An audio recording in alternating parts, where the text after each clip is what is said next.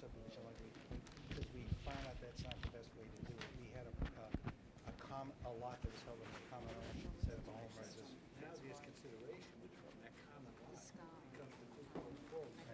Ready to roll again? Yes. All right, please.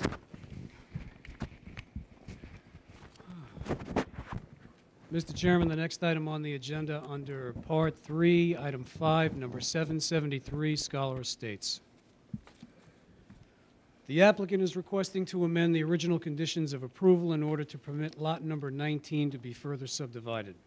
It should be noted that the survey presented by the applicant shows the property as R21 zoning. The property is split zone between R43 and R21. Further, planning has notified the applicant that this oversized lot was created as part of a clustered subdivision and as a standalone property did not appear to have sufficient land to subdivide. The applicant insisted, however, in appearing before this board. A copy of his letter is attached to your memorandum. The Planning Board conditionally approved the final map of Scholar Estates number 773 on September 6, 1989. This application was approved for a 41-lot clustered subdivision fronting on extensions of two existing town roads known as Hayrick Lane and Caramel Road. Pursuant to Section 278 of Town Law, the Planning Board combined two properties, sterilized one of them, and then clustered the remaining lots along Hayrick Lane and Caramel Road. At the time of approval, a total of 22 conditions were placed on the final map. Specifically, Condition S states, a declaration of covenants and restrictions to be filed in the Suffolk County Clerk's office shall be required for the following. 1. Lot number 19, to state that this lot may not be further subdivided unless approved by the Town of Smithtown Planning Board. The map of Scholar Estates was originally submitted as a 37-lot subdivision application for the former Comac School property. During the preliminary review, it was determined that there were significant steep slopes on the west side of the property that effectively reduced the yield to 35 lots. While the map was going through the review process, the owner required another 10-acre parcel of property located in the Halleck Acres area of Smithtown near the northwest intersection of Terry Road and New York State Route 347. Because development of the second property would result in aggravating the high groundwater conditions in this community, the town encouraged the applicant to dedicate this parcel to the town and transfer a yield of 6 lots to the map of Scholar Estates. During the review process for the now 41-lot subdivision, it was agreed to place half-acre-sized lots in the R43 single-family 1-acre minimum lot size portion on the east side of Hayrick and Caramel, and to create oversized lots in the R21 single-family 1/2-acre minimum lot size portion on the west side of Hayrick and Caramel. The subject property at 1.7 acres was one of those oversized lots that were created because the land on the east side was flat while the land on the west side had steep slopes. There are two separate legal issues regarding whether the subject property could be further subdivided. One relates to the original cluster approval and the second relates to whether there is sufficient land for a subdivision. The applicant was requested to address both of these issues and has not submitted any documentation that addresses these concerns. The first issue concerns the Planning Board approval of a clustered subdivision and determination of yield. In approving a clustered subdivision, the Board is permitted to alter lot sizes to make one lot larger than the zoning requirement and another lot smaller than the zoning requirement, provided that the yield does not exceed what could have been approved if the subdivision complied with zoning and other related laws. Since the Planning Board determined the yield for Scholar Estates in 1989, the applicant would have to show that there was an error in the original calculations before the subject property could be further subdivided. In other words, the applicant would have to show that the yield for Scholar Estates should be 42 lots instead of 41 lots. The applicant did not provide any documentation that addressed this issue. Second, and separate from the previous issue, the applicant has to show that the subject property has sufficient land to be subdivided into 2 lots. As previously noted, the subject property is split zone between R43 and R21. On split zone properties, the Planning Board is permitted to average the density pursuant to Section 278 of Town Law. Since approximately 6.4% of the property is zoned R43 and the remaining is zoned R21, lot density would have to average about 23,200 square feet per lot. The original subdivision map illustrated that this property contained more than 1 acre of environmentally sensitive lands. While the board is permitted to grant variances up to 50% of the steep slopes, the applicant has to show that there is still sufficient land to be subdivided. The only information submitted by the applicant was a survey of the existing property. No calculations were performed. As a note, the property owner previously applied for a variance to disturb the environmentally sensitive land, BZA case number 12960, to construct a swimming pool, and the survey reflects the infilling of the slopes. It should also be noted that the property lot cannot be built without a variance to disturb the slopes, which can only be granted by the Board of Zoning Appeals. The Engineering, Highway, and Traffic Safety Departments have no objection to the applicant's request. The Department of Environment and Waterways responded to the request in their memorandum dated January 13, 2010, a copy of which is attached to your memorandum. The Planning Department believes that there has not been sufficient information presented that would conclude that this property could be subdivided. Mr. Chairman, this is the Planning Department's position on the waiver request for Scholar Estates number 773. Thank you. Mr. Tramarko? Good evening, Mr. Chairman, members of the board. My name is Vincent Tramarko. I represent the applicant. I have offices at 1038 West Jericho Turnpike, Smithtown, New York. Listening to the prior hearing and trying to pay attention to it, I thought to myself, one of the things that happened in this particular subdivision map or cluster map in 1989 or 88 when it first started was that possibly, and it happens, the planning board made a mistake. If you look at the map, and I'm not sure that, Frank, have they been provided with the original map?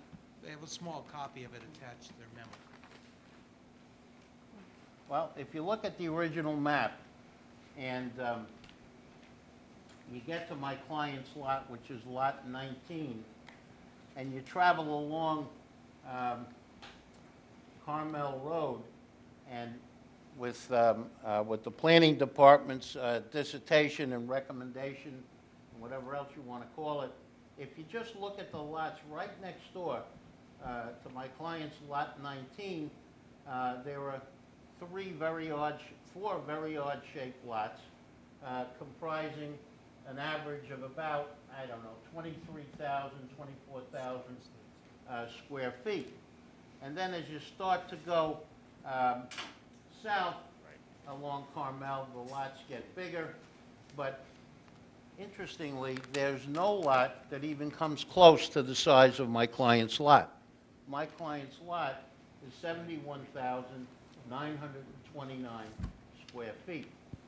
Now, when you look at that lot, and if you wouldn't mind looking at the survey that we submitted, you'll see that at the time my client purchased this property from, I think it was the Canio organization, the house that he bought was constructed on one side. On the, if you're standing in Carmel Road, on the left side of the property. Again, interestingly enough, the left side of the property has more slopes and is less flat, if you will, than the proposed lot that my client wishes the subdivision of. That lot, the proposed lot, is 25,371 square feet. The existing parcel with the house on it is 45,956. Again, even if you take the existing house parcels separately, it's still larger than any other lot in the subdivision. And the flattest part of this property, if you look at the topos there, is on the proposed subdivided lot with the proposed house on it. So I don't know how it happened. When DeCanio came in and made a deal for a cluster zoning, and he donated or sterilized 10 lots 10 acres, in order to get a total of 41 lots here. Um, He really only got 6 more lots for 10 acres. Maybe that was the mistake. Maybe it should have been 7 lots. But again, what was the intention of the planning board when you look at this map and see this large lot at the end of the road? If you were going to do something, I'm not saying it was this board, but if the planning board were going to set it up so that there wouldn't even be an interest in subdividing the lot, then why not make all of these lots wider on Carmel? And my client's lot, instead of having the width and 71,000 and change, make it 60,000 or 40,000 and spread it all out so that there is no misunderstanding with respect to this proposed map. When my client bought this property, the house was constructed, as I said, to the left, and he always had the intention of subdividing. Well, what did he know about subdivision? He thought he could build another house on the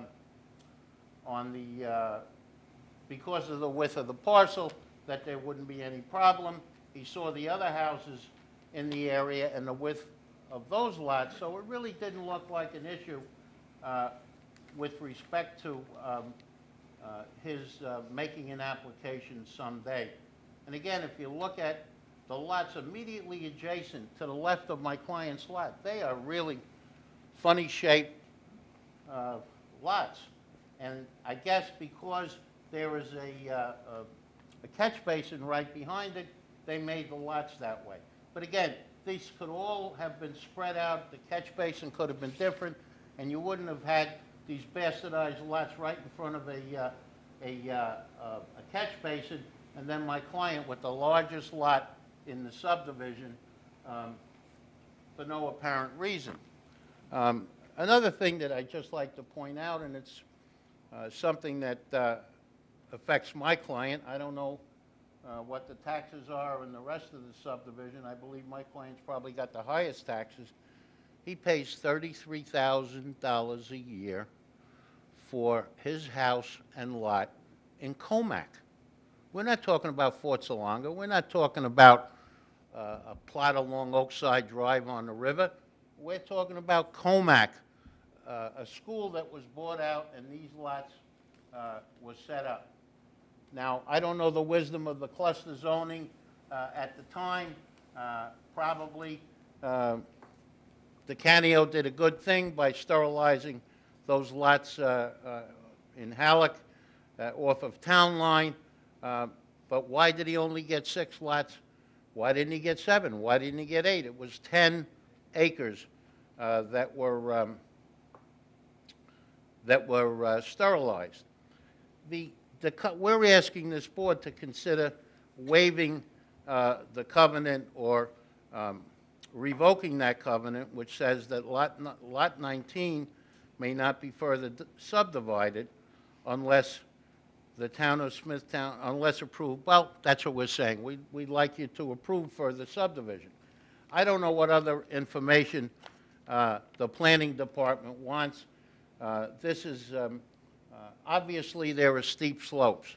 There's steep slopes all along that side of the property, and in the planning board memorandum, it says that. It says that there are steep slopes, and that's why the subdivision was done the way it was done, with larger lots on the steep slope side. But, you know, if we think about this whole thing, this whole area is a steep slope area. Now, if we have to go to the Board of Zoning Appeals to get approval because it's more than 50% steep slopes, then so be it. It's not something that that I think this board should take lightly. In the Planning Department's own memorandum, it says the average lot size is, if you figured it all out, the second, which they call, it's the third paragraph under issues, it says about 23,200 square feet per lot. Well, the proposed lot is 25,000 and change. The existing lot is, as I said, over 45,000. So we're not looking at any kind of small lot. We're not looking at a situation where, for example, the health department would disapprove this because it certainly, both lots certainly meet the health department requirements of a minimum of 20,000 square feet in order to construct a home with a septic system. So when you look at this whole thing, I could talk to you all day about, well, what happened with the cluster and what more information does the planning department want. They know that this property is a steep slope property. They know that the size of my client's lot is probably almost double of all the lots there. And again, the mystery, why was it done that way? Why did the end lot have about 72,000 square feet and left as wide as it was when all the other lots were kind of calculated to end up with this strange large lot at the end of this subdivision? The other thing the planning department says is, well, you know, this is really split zoned. It's R43 and R21. Well, the portion of my client's property that's in, was in R20, well, it's in R21. If you look at that small map that Frank gave you, it's a very small portion, if you look at the zoning line, that's in R43. And really, when you have a map like this with two zoning districts, you got to look at it as a whole. You can't just say, well, it's R43, this way we're going to punish the guy on the end, so to speak.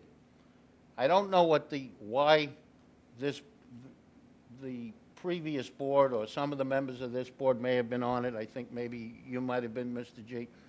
Why? Why was it done that way? Unless you had a thought, and the thought was, well, maybe in the future we'll allow a subdivision because the covenant says, provided the planning board approves the subdivision of the lot. And finally, who's it going to hurt? How does it have any effect on anything other than my client, which will get the benefit of reducing the size of his lot, maybe reducing his taxes from 33,000 to, I guess, maybe 25 or 26, and the possibility of selling or building a house for one of his kids on the proposed lot. This is something that I really couldn't figure out. I couldn't figure out why the map was done that way, and it's something that remains a mystery. But again, you can see it. How else, why would you do a map like this and end up with such a large lot on the end? What was the purpose of it? There seems to be no purpose, especially when the catch basin, which is adjacent to my client's lot, is fronted by 1, 2, 3, almost 4 lots of radical size and radical shape. Doesn't make any sense. But that's what was done. And it could easily have been avoided. My client's lot could have been made smaller, and that would have been the end of the story, and he would have never thought that he could subdivide the property into one more building lot. Remember, my client's property is 1.7 acres. I mean, it's a gigantic piece of property, even in the subdivision, which contains some R43 zoning as well as R21. But when you look at it, it's really treated as an R21 subdivision, and the reason for the long lots on the west side, of course, is because there are steep slopes. But I don't know if the board has viewed the property, but I recommend and I suggest that the board take a look at this property, because you'll notice that the proposed lot is flatter and more level than the existing lot where the existing house is built. Another thing that planning department says that The property owner applied to the BZA to construct a swimming pool, and the survey reflects infilling of the slopes. So what? He had to build a swimming pool. The only way to build a swimming pool in property that has these steep slopes is to do a little fill. He did eventually go to the Board of Zoning Appeals, and it was approved, and he's got a CO on it. If need be, and if we have to, we certainly would go to the Board of Zoning Appeals, and I think I can make out a good case to the board with respect to the variance of steep slopes. Finally, we have a steep slope ordinance, and I think it's more to slow development and theoretically to protect the environment, but we all know you can build on anything. Witness Northport and parts of Huntington, and of course all over Europe. So it's not a question of being able to build, it's allowing my client or other people that live on steep slopes to build. So I don't know why you did what you did in 1989 and 1988. But the fact remains, my client is stuck with a lot that's almost twice the size of anybody else's lot, pays $33,000 a year in taxes, and he's looking for a little bit of relief. So we asked the board to consider this application favorably. I asked the board, before it makes any kind of decision, to go look at it and to see what's going on this particular piece of property, and also to take into account this is Comac, and it's $33,000 a year in taxes. Not that there's anything wrong with Comac, but we don't see houses that are $33,000 a year generally in Comac. So we asked the board to, one, go to the site, and two, favorably consider our application. The planning department says, well, they want figures. Well, I'm not going to give them figures that I know we have a problem with steep slopes. Sure, we have a problem with steep slopes, and we're going to need a variance. That's admitted. I'm not going to try and refute that. But again, why was it done this way? It doesn't make any sense.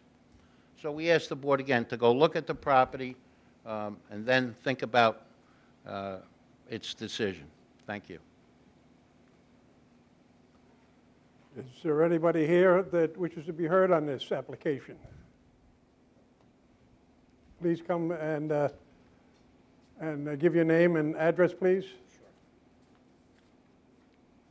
Rush Trifilio, Trifilio, 9 Crossbow Court, Comac. Good evening.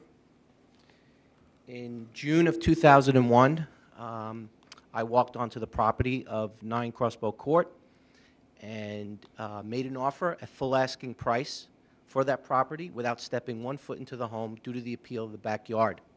Prior to the contract, I did due diligence to understand my adjacent property, which is 98 Caramel, and I spoke to individuals of the planning and zoning to understand the configuration of the property behind me, who owned it, what is the history, and precisely what was described today of the history through Decanio and the development and the restrictions regarding zoning and clustering, which is what was repeated this evening. It didn't make sense then, and it doesn't make sense today. Although there have been considerations throughout that evaluation back in, I'm guessing, 89, 90, I just want to reiterate my concerns as a homeowner being adjacent to that property. Flooding. I live in the valley surrounded by 4 homes above me. We all talk about What's your address? 9 Crossbow Court.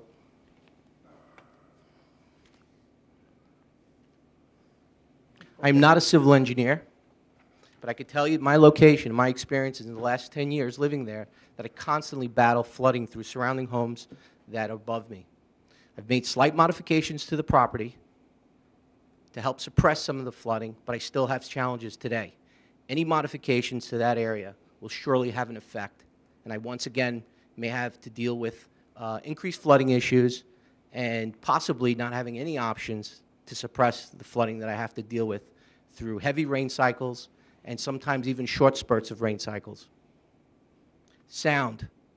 As you all know, we live close to the Sunken Meadow. That property serves as a sound buffer for us.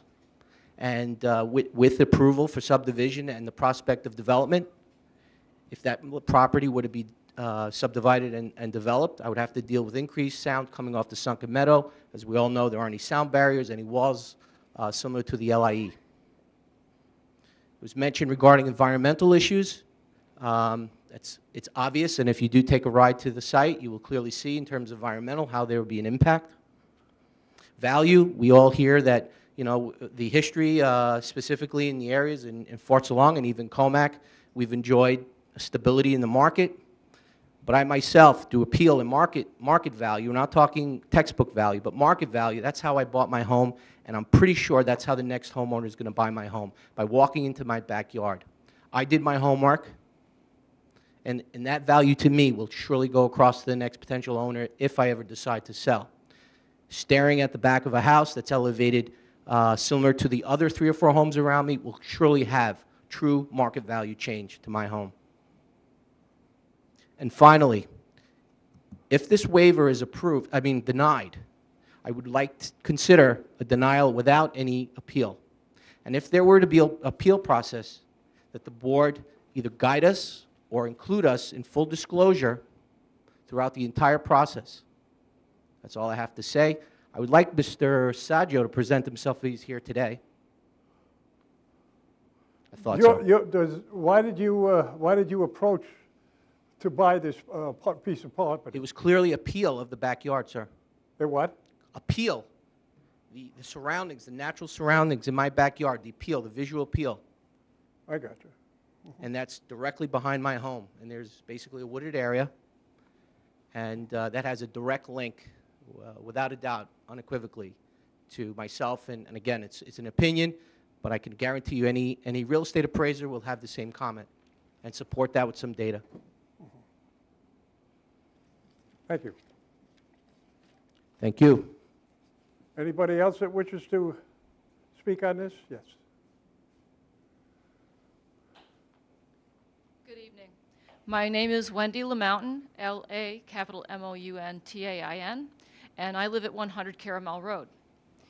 This particular piece of property is directly along the back of my own personal property, and I also am a more recent purchaser than the Saggios.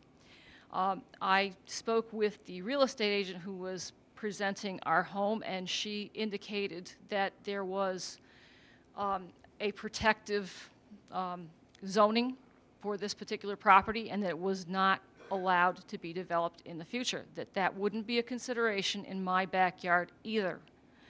I can only go forward with saying, you know, this covenant was put in to protect the overall development characteristic of the area with the clustered housing. Provisions were made. The deal was done. These people bought the deal 17 years ago, and now finally it's here.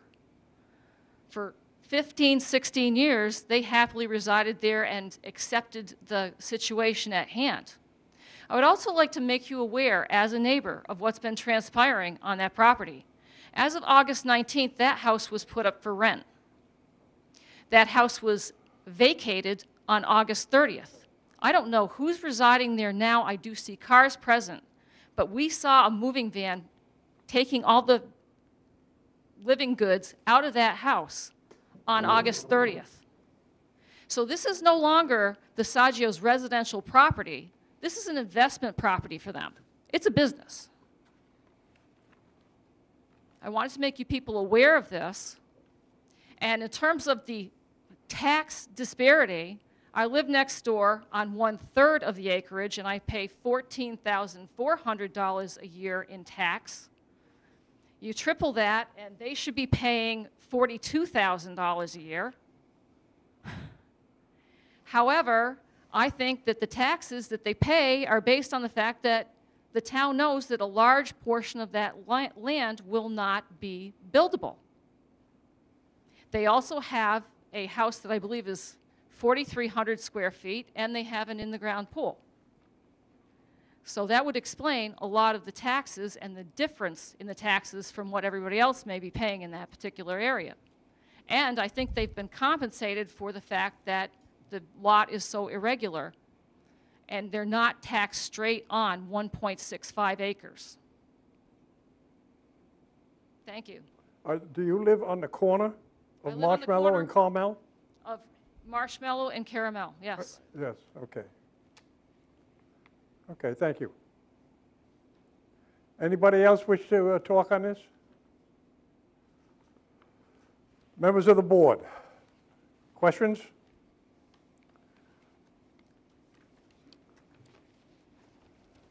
Any questions? I have one question on the covenant. Is that still in effect, that a covenant to these people, the people that are making this application? It's in effect until it's changed, yes. Okay. I'd just like to make some comments on the comments that were made.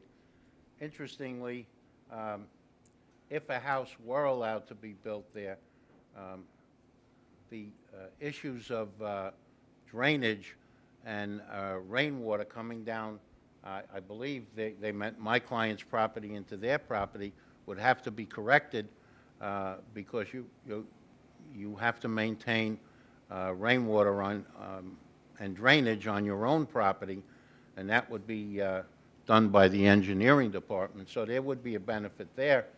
And if a house were built, I guess it would be more of a sound barrier than less of a sound barrier. And certainly it's not going to affect the values of their property. And it may even affect it to the positive. So thank you.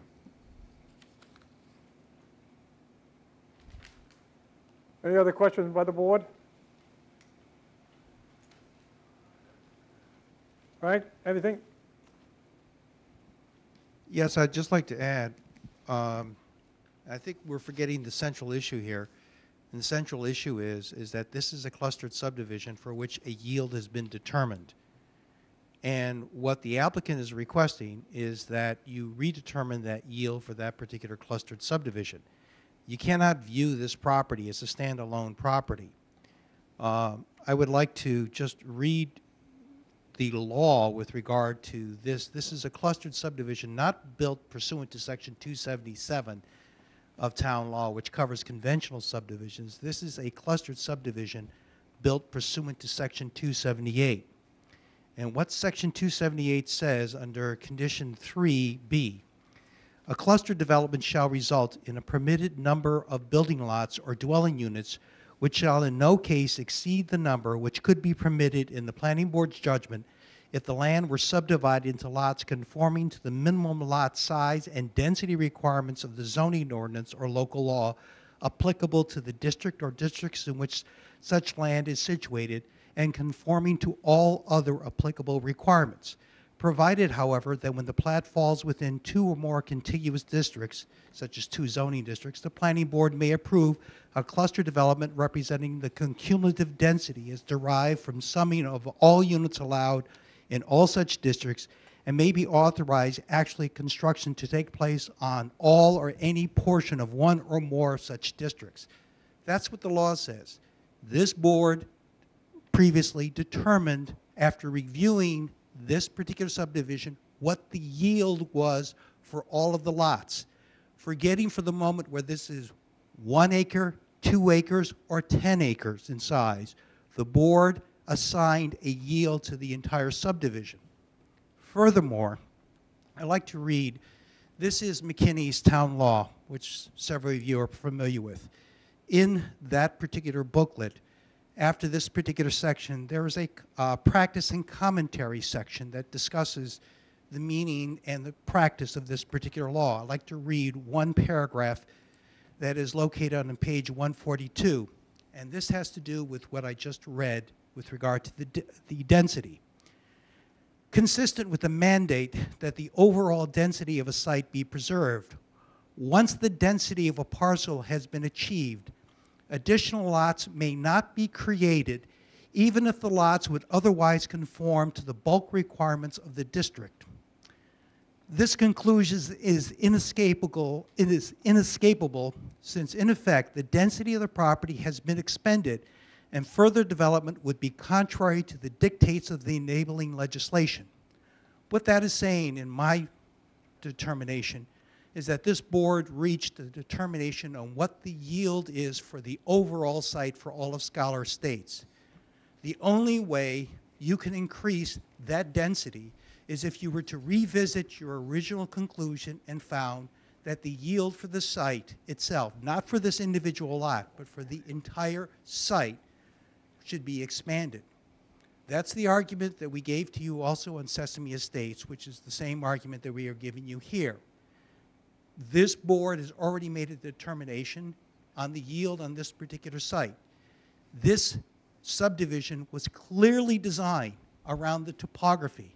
There were oversized lots that were granted because of the topography. And Mr. Tremarco's assertion that he doesn't know why this was done, look at the topography. I have the original maps here, and you can see on his client's property why it was oversized in that particular fashion, because when you put a house here, we had to have enough flat land to even build a house and some accessory structures. That's why it was oversized, because you needed 1.7 acres in order to build a house in this particular location. So the issue, as we see it, first and foremost, is that you have to take a look at Scholar Estates and revisit it. You made a determination pursuant to the law that only 41 homes could fit in this particular area. And in order to put another home, you would have to revisit the density issue. This matter, we think, is closed, whether the lot is 2 acres or 10 acres in size. Jim, a practice commentary is an opinion by whoever wrote that commentary. It's not the law. The law is the first part that Frank read. Secondly, again, I pose to you, why 1.7 acres for that lot, and why is it left open on the end? Why couldn't it be, why wasn't it reconfigured in some other fashion? If you go to that site and you look at it, you'll see the proposed lot is flatter than where this house is built. That's why I asked the board to take the time and go look at it. And then maybe you'll think about revisiting the cluster development, because maybe there was a mistake made. I don't know. Well, we're going to do an on-site. That's my recommendation. Anybody else? Members of the board? A motion there for an on-site? In the matter of Scholar Estates, number 773, motion to adjourn for an on-site inspection. Second. All those in favor? Aye. Aye. Opposed? So ordered.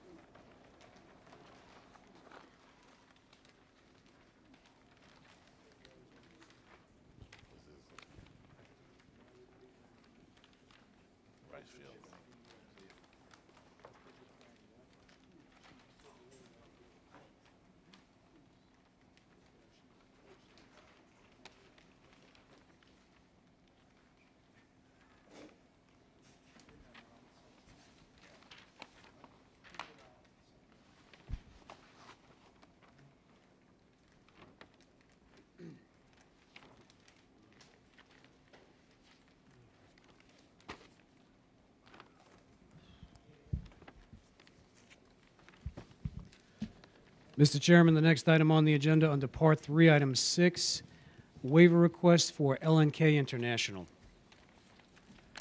The applicant requests a waiver to amend the original conditions of approval in order to reduce the front yard setback from 85 feet to 55 feet within the subdivision known as New Highway Industrial Park, number 338. The map of New Highway Industrial Park, number 338, was granted conditional final approval from the board on October 16, 1968.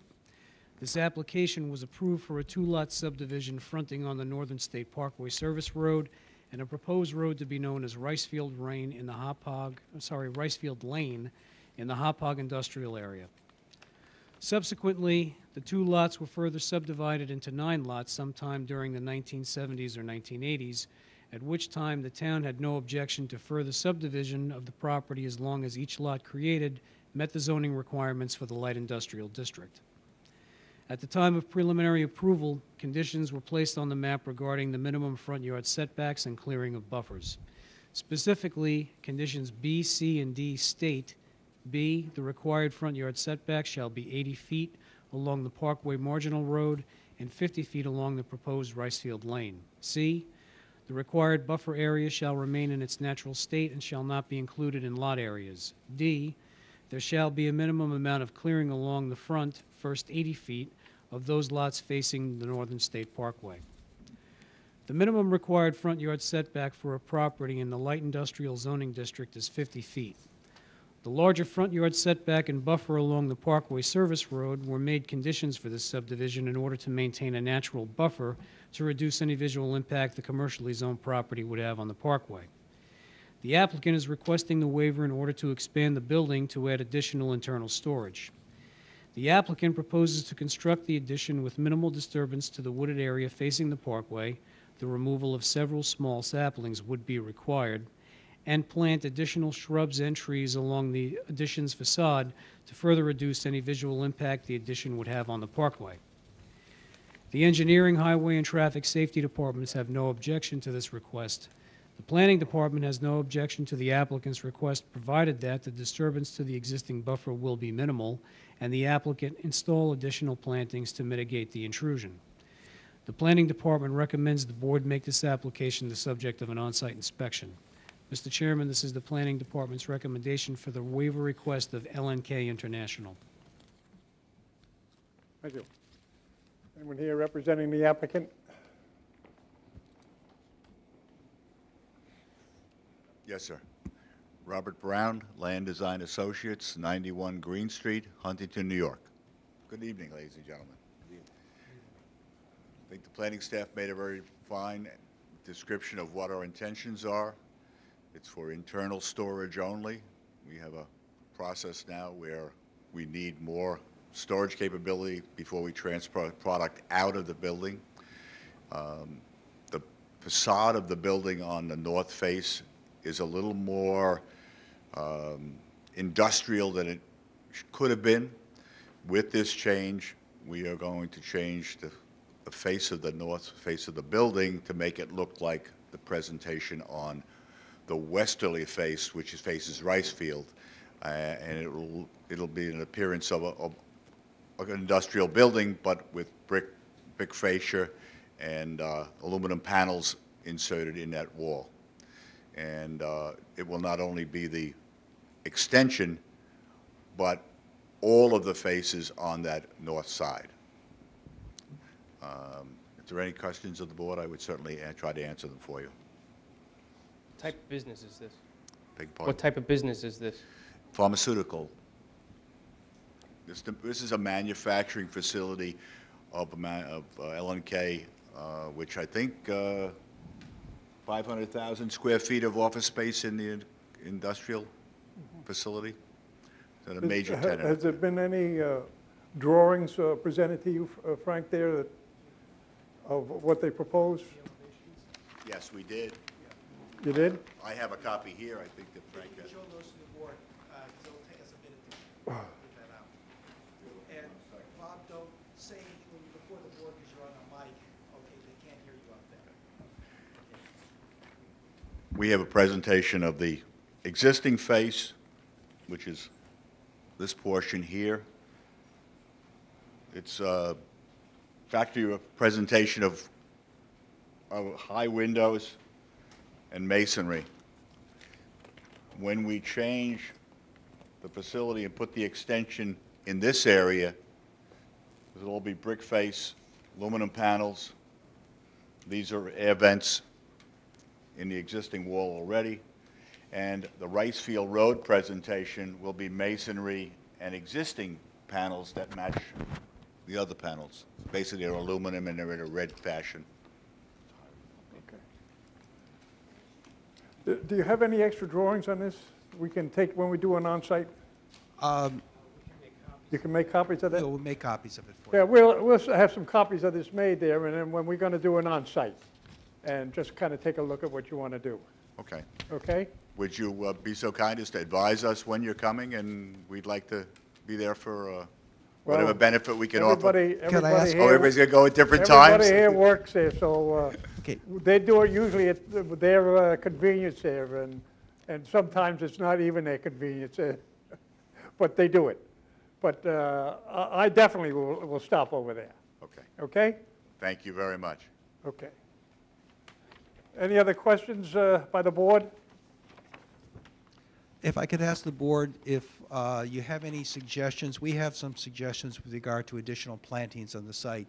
But in your site inspections, if you come up with any, let us know so that we can incorporate them.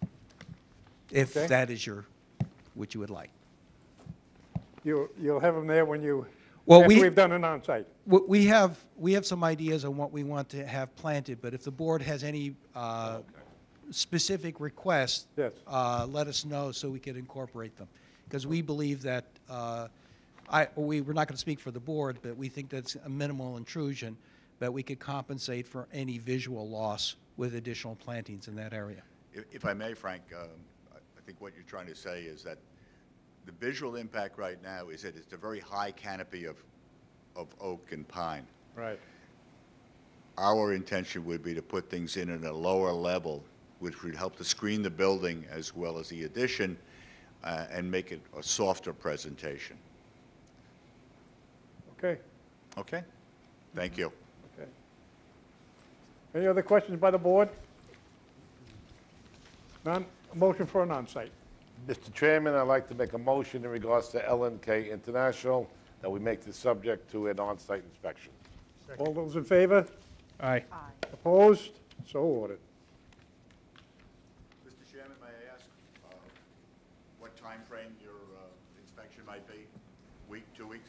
Well, I've got a drawing here. If I can keep this one, he can make some, is this the only one you have? It's the only one we have. We'll make them for you. All right, we'll get some drawings. As soon as I get a drawing back there, I'm pretty flexible there, but the rest of the board there is not that flexible.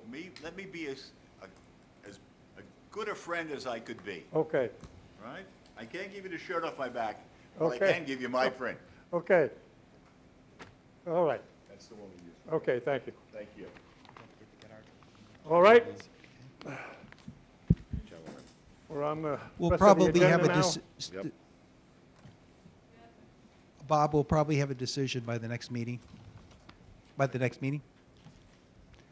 We'll probably have a decision by the next meeting. That's fine. Okay. Thank you very much. I should be able to look at it there within a few days, that's for sure. Wonderful. Okay? Thank you again for all your patience. You're welcome.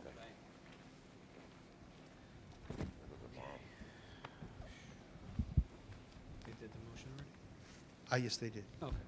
Okay. Where are we? Okay. Mr. Chairman, the next item on the agenda, item number 7, number 293, Kingsbury Lawns. Mr. Chairman, this application came before the board at the last meeting on September 7th, at which time Jan Haberly made a presentation for the applicants. I handed to each of you, along with your packets, a copy of a note that we received from Jan today. She became quite ill over the past few days. She was unable to attend this evening.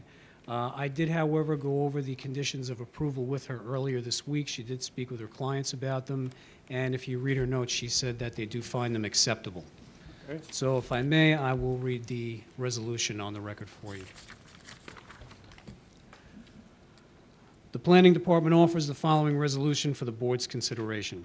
Be it resolved that the Planning Board hereby approves the request of Andrew and Alice de Blasi to waive the requirement of the 15-foot screen planting area along the western property boundary, and to waive the requirement of the 15-foot screen planting area along the northbound property boundary adjacent to the Long Island Railroad right-of-way in order to maintain 2 sheds and a carport only, subject to the following condition.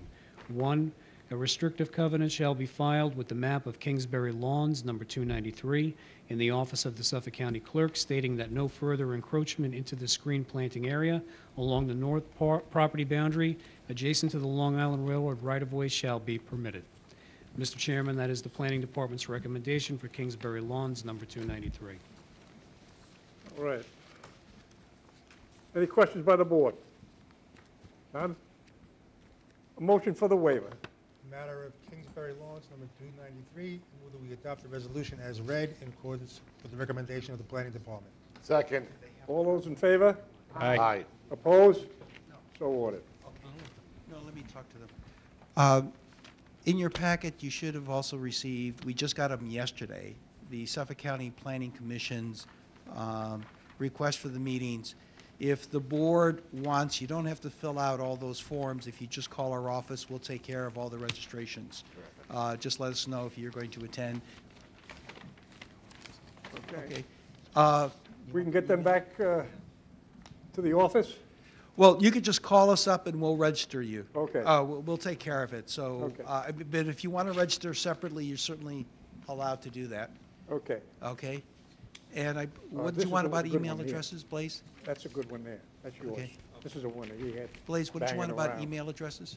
Agnes asked if we could get his email address, that way if there's any correspondence like this where we can get it to them more quickly, we would be able to Okay. email it to you directly. Agnes, I think you all heard that, but Agnes, my the clerk to the board, has asked if you have email addresses that you could give them to us so that we could forward you some information more quickly than we do by mail. Mhm. For those of you who have email addresses. That concludes our stuff for this evening, John. Need a motion to adjourn. Motion to adjourn. I move we adjourn. Second. All those in favor? Aye. Opposed? So ordered.